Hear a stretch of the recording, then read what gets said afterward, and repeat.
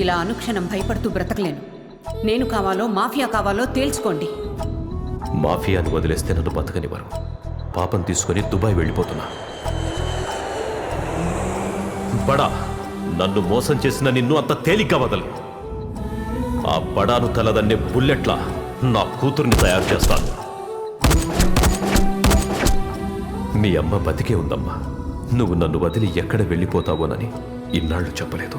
వెళ్ళి అమ్మను కలువు. నువ్వింత పెద్ద ఉద్యోగం చేస్తున్నందుకు నాకు చాలా సంతోషంగా ఉందమ్మా.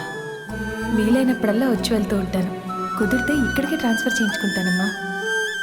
మేడం, అమ్మకి క్యాన్సర్ అంటున్నారు.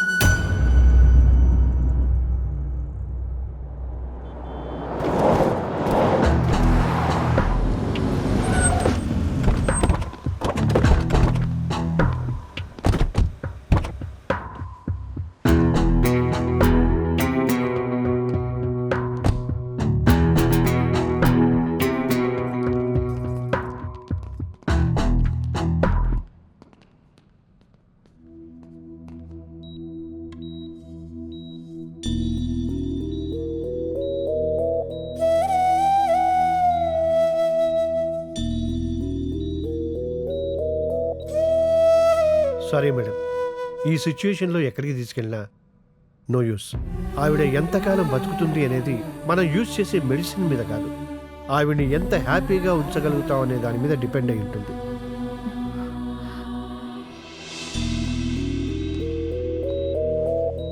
ఇప్పుడు ఎలా ఉందమ్మా? పర్వాలేదమ్మా. నీకో గుడ్ న్యూస్ అమ్మా. నాకు ఇక్కడికే ట్రాన్స్ఫర్ అయింది. ఇక నేను నీతోనే ఉంటాను. చాలా సంతోషం రా. కాకా, అమ్మ ఉన్నంత వరకు ఇక్కడ నుండే డీల్ చేస్తాను. అరేంజ్మెంట్స్ చేయండి. Okay madam.